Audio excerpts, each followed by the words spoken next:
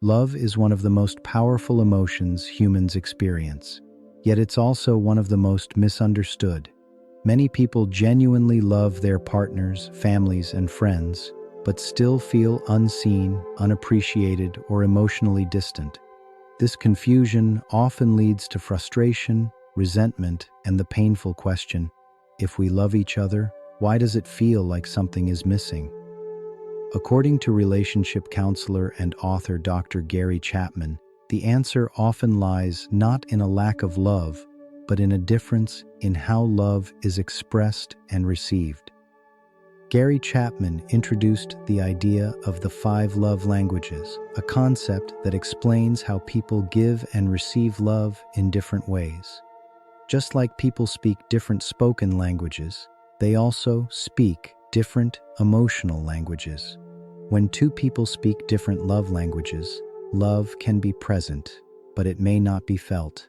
This is why one person may feel deeply devoted while the other feels emotionally empty, even in long-term relationships. The core idea is simple. Everyone has a primary love language, and when love is expressed in that language, it feels meaningful, fulfilling, and real. When it's expressed in a different language, the effort may go unnoticed or feel insufficient. This doesn't mean one person is wrong and the other is right. It simply means they are emotionally wired differently. Dr. Chapman describes love as having an emotional tank. When your love tank is full, you feel secure, valued, and connected. When it's empty, even small problems feel overwhelming. Many relationships struggle not because of big betrayals, but because love tanks slowly run dry over time.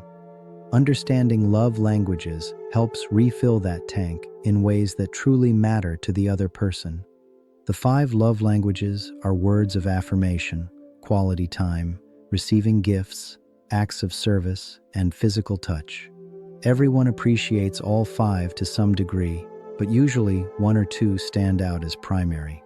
The mistake many people make is loving others the way they themselves want to be loved, rather than the way the other person actually needs. For example, someone whose love language is acts of service may show love by fixing things, helping with chores, or solving problems. But if their partner's love language is words of affirmation, those actions might feel cold or distant without verbal appreciation. The helper feels unappreciated, and the other feels emotionally neglected, despite both trying. This is why love languages are not about changing who you are, but about learning how to emotionally translate love.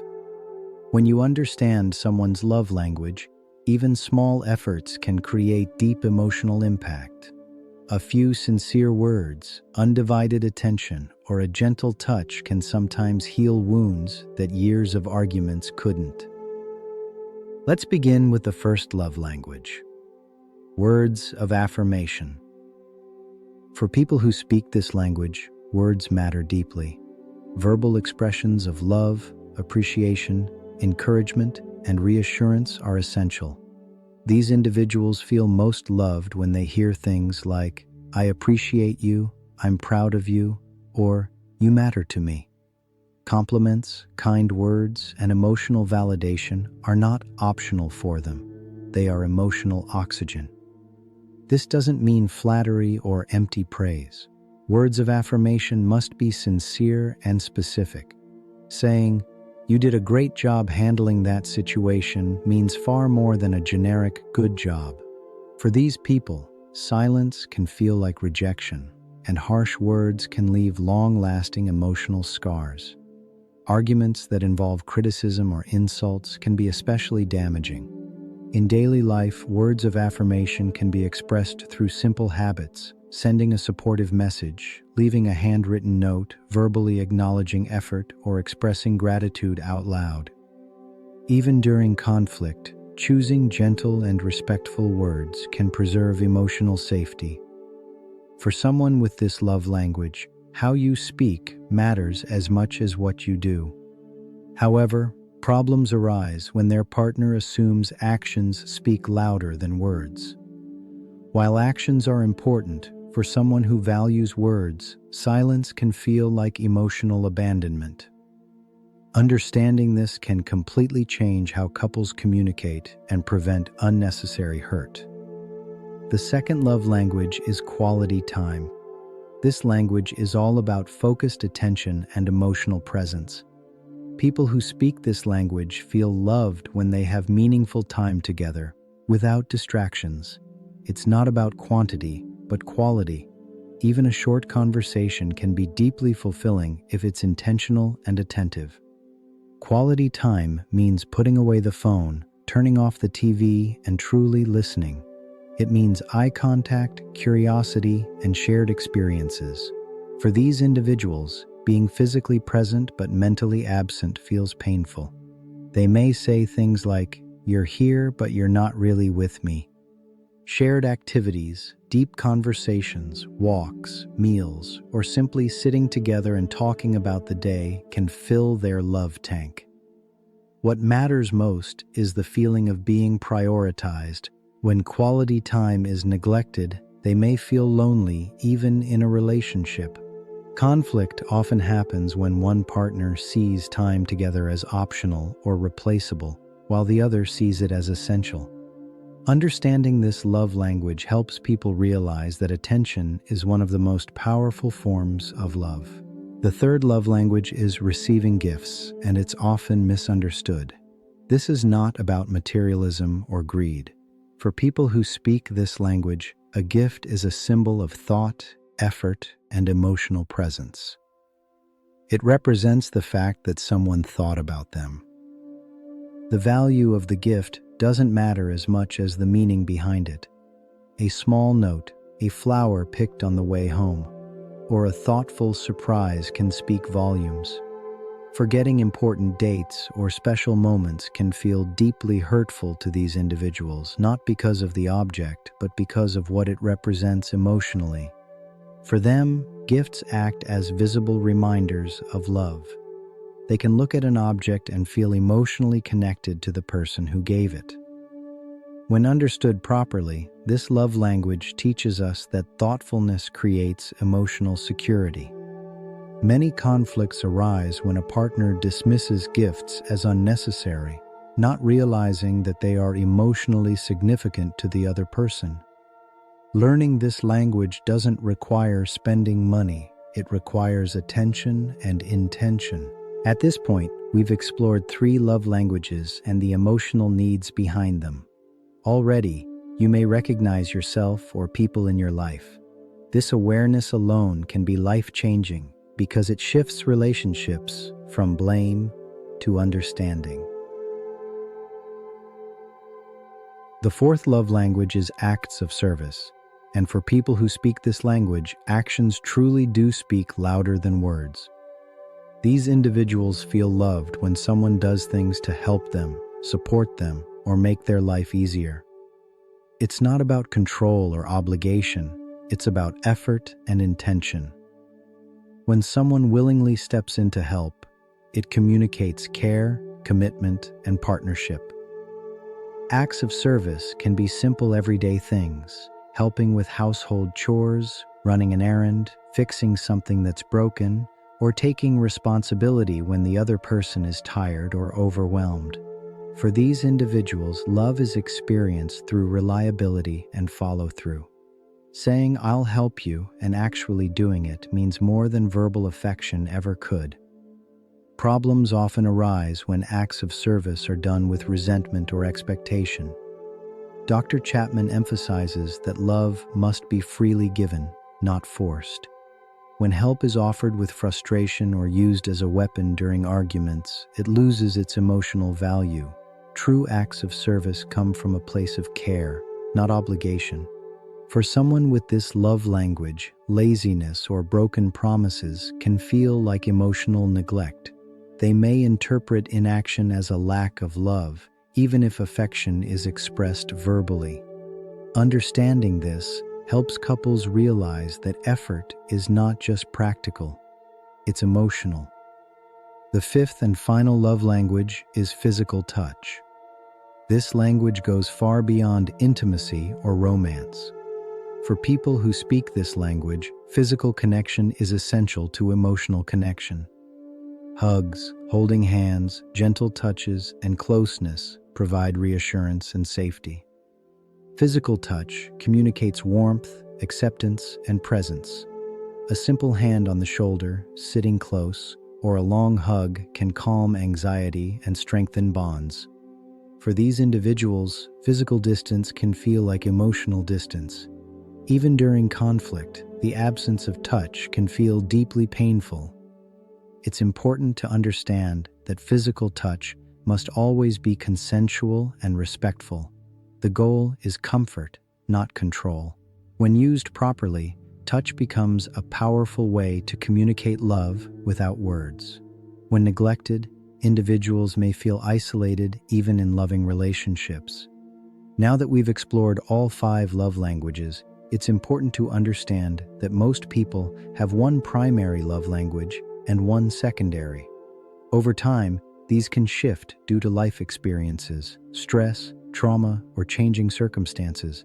For example, someone who once valued gifts may begin valuing quality time after feeling emotionally disconnected.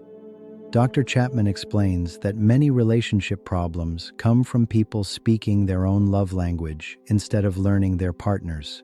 A person who values words may constantly give compliments but feel unloved because their partner doesn't help around the house. Meanwhile, the partner feels unappreciated despite doing everything practically possible. Both are trying, but neither feels understood. This misunderstanding can slowly turn into resentment. People begin to keep emotional score, thinking, "I do so much, and it's never enough." Love languages help break this cycle by shifting focus from intent to impact. It's not about how much you love, it's about whether the other person feels it. Identifying your own love language starts with simple reflection. Ask yourself what makes you feel most appreciated. What do you complain about most in relationships? What do you request most often? The answers usually point directly to your primary love language. Your complaints reveal your unmet emotional needs. It's equally important to observe others. How do they express love naturally?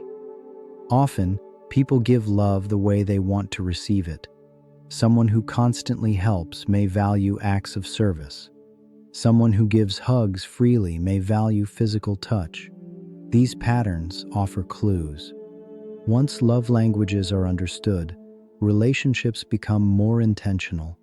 Love stops being assumed and starts being expressed clearly. Small changes create big emotional shifts. A few kind words, intentional time, thoughtful gestures, helpful actions, or gentle touch can transform how love is experienced. Dr. Chapman also highlights that love languages apply beyond romantic relationships. They affect parenting, friendships, and even workplace interactions. A child who values words needs encouragement. A friend who values time needs presence. Understanding this can deepen all forms of connection. It's also important to acknowledge that knowing love languages doesn't eliminate conflict. Disagreements will still happen, but it changes how conflict is handled. When people feel emotionally full, they are more patient, forgiving, and open. When love tanks are empty, even small issues feel threatening. One of the most powerful teachings behind the love languages is this: love is a choice, not just a feeling. Feelings come and go, but choosing to express love in meaningful ways builds lasting connection. Even when emotions are low, loving actions can slowly rebuild emotional closeness. Many people wait to feel loved before giving love, but Chapman encourages the opposite. When one person begins speaking the other's love language intentionally, it often inspires mutual effort. Love becomes a cycle rather than a transaction. In long-term relationships, love languages require maintenance. What worked in the beginning may not be enough later. Life pressures, responsibilities, and stress can drain emotional energy. Revisiting love languages helps couples reconnect and adapt. At its core, the concept of love languages teaches empathy. It asks us to step outside our own emotional preferences and learn what truly matters to others. It reminds us that love is not about being perfect, it's about being attentive, willing, and emotionally present. When love is expressed in the right language, people feel safe, they feel seen, they feel valued, and in that space, relationships don't just survive, they grow. Understanding the 5 love languages is not just about learning new concepts, it's about changing daily behavior in small but meaningful ways. Many people believe love must be dramatic or intense to be real, but in reality, love is built through consistent, ordinary actions repeated over time. When love languages are practiced intentionally, they turn everyday moments into emotional reassurance. One common mistake people make is assuming that once they know someone's love language, the work is done. In truth, love languages require continuous effort and attention. Life gets busy, stress builds up, and emotional needs can be unintentionally neglected. This is why relationships that once felt strong can slowly drift apart without any major conflict. Love languages help identify where emotional connection has weakened before it becomes a serious problem. Another misunderstanding is thinking that love languages are tools to control others or demand certain behaviors. Dr. Chapman emphasizes that love languages are about giving, not demanding. When someone says, "If you loved me, you would do this," they turn love into pressure. True love languages work best when they are offered freely, without keeping score or expecting immediate returns. Let's look at how love languages play out in real life. Imagine a couple where one partner's love language is quality time, while the other's is acts of service. One feels disconnected because they don't spend enough meaningful time together. The other feels unappreciated despite constantly helping and providing. Without understanding love languages, both may feel emotionally ignored. With understanding, they can realize they're both expressing love, but in different ways. When these differences are recognized, simple adjustments can create powerful change. The person who values acts of service may begin setting aside uninterrupted time, even if it feels unfamiliar at first. The one who values quality time may start expressing gratitude for practical help. Neither has to abandon who they are. They simply expand how they love. Love languages are especially important during conflict. Arguments often escalate not because of the issue itself, but because people feel emotionally unsafe or unvalued. During these moments, speaking your partner's love language can de-escalate tension. A calm touch, reassuring words, or a willingness to help can communicate safety even when agreement is not possible. It's also important to understand how emotional wounds affect love languages. Past neglect, betrayal, or trauma can make certain love languages more sensitive. Someone who lacked affection growing up may deeply value physical touch. Someone who felt ignored may crave quality time. Love languages often reflect unmet emotional needs from earlier life experiences. In these cases, patience is essential. Emotional healing doesn't happen instantly, even when love is present. Consistent expression of love in the right language builds trust slowly. Over time, repeated emotional safety allows wounds to soften and defenses to lower.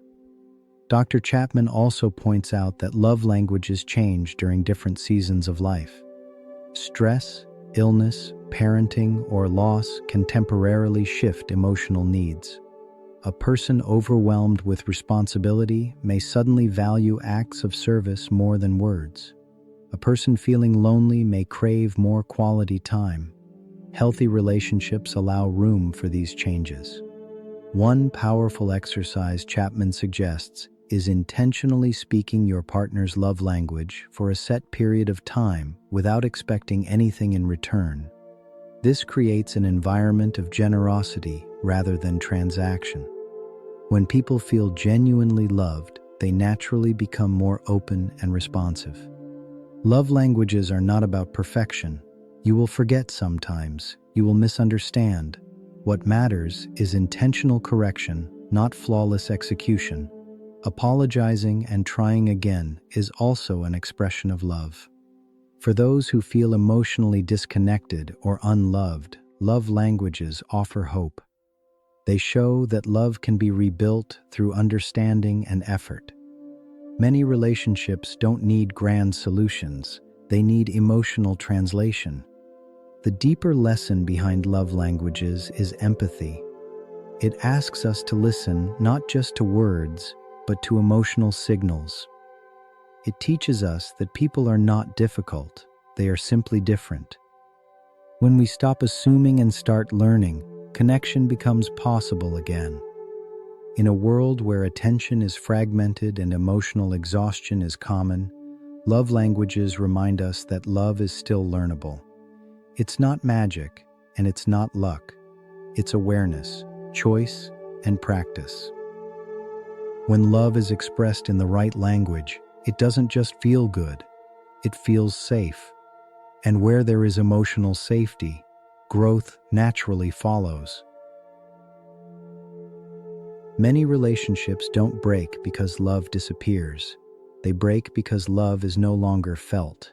Over time, misunderstandings pile up, emotional needs go unmet, and people begin protecting themselves instead of connecting. Love languages become especially important in these moments because they offer a way to rebuild emotional safety without reopening old wounds aggressively. When someone has been emotionally hurt for a long time, they often stop expressing their love language openly. A person who once asked for quality time may become distant. Someone who needed words of affirmation may stop speaking altogether. This withdrawal is not indifference, it's self-protection. Love languages help us recognize silence not as lack of love, but as emotional fatigue. Dr. Chapman explains that before love can be fully received again, trust must be restored. Trust is rebuilt not through promises, but through consistent, reliable behavior. Speaking someone's love language regularly, even when they don't respond immediately, gradually restores emotional openness. Love must be demonstrated before it can be believed again. One of the hardest situations occurs when one person feels they have been giving more than they receive. Emotional imbalance creates exhaustion. In such cases, love languages help shift the focus from fairness to healing. The goal is not to win or equalize effort, but to restore connection. Once emotional security returns, balance often follows naturally. Forgiveness also plays a crucial role in healing. Forgiveness does not mean forgetting or excusing harm. It means choosing not to let past pain control future behavior. Love languages make forgiveness easier because they replace emotional emptiness with reassurance. When someone consistently feels valued again, resentment loses its grip. Love languages are also powerful tools for self-understanding. Many people struggle to explain why they feel unloved, even in caring relationships. Learning your love language gives you words for your emotional needs. Instead of saying, "You don't care," you can say, "I need more quality time," or "Words of appreciation matter to me." This clarity reduces blame and defensiveness. In marriages and long-term partnerships, love languages prevent emotional stagnation. Familiarity can dull intention. People assume love no longer needs to be expressed. Chapman reminds us that love must be maintained, not assumed. Emotional neglect rarely happens suddenly. It happens gradually through inattention. Parenting is another area where love languages are deeply impactful. Children feel loved in different ways, just like adults. A child who values words needs encouragement. A child who values time needs presence. A child who values touch needs affection. When children receive love in their language, they develop emotional security and self-worth. The same applies to friendships and even work environments. While professional boundaries exist, appreciation, respect, and attentiveness still matter. Understanding emotional needs creates healthier interactions everywhere. It's important to address a common fear. What if I give love and don't get it back? Chapman acknowledges this risk, but emphasizes that love is still a choice. When love is given freely, it creates the possibility for change. When it is withheld, disconnection becomes guaranteed. Love languages are not about losing yourself to please others. They are about expanding your emotional range. You don't stop being who you are. You simply learn new ways to express care. At their deepest level, love languages teach emotional maturity. They move relationships away from ego and toward understanding. They replace assumptions with curiosity. They turn frustration into learning. Healing relationships is not about dramatic conversations or emotional ultimatums. It's about consistent emotional presence.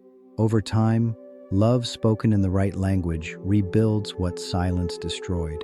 When people feel loved in ways that matter to them, walls come down, defenses soften, and connection becomes possible again.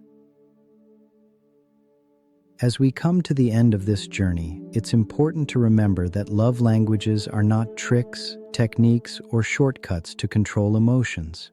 They are mirrors, reflecting how deeply human connection works when empathy replaces assumption. At their heart, love languages are about understanding before being understood. Many people search for love as something to be found, but Dr. Gary Chapman reminds us that love is something to be learned and practiced. It's built through awareness, patience, and intentional effort. Love doesn't fail because people stop caring. It fails because people stop communicating in ways that feel meaningful to each other. One of the most important lessons is this: your way of loving is not the only way of loving. When we expect others to feel loved exactly how we do, we unintentionally create distance. Love languages teach us humility, the ability to step outside our emotional comfort zone and meet others where they are. This knowledge also protects us.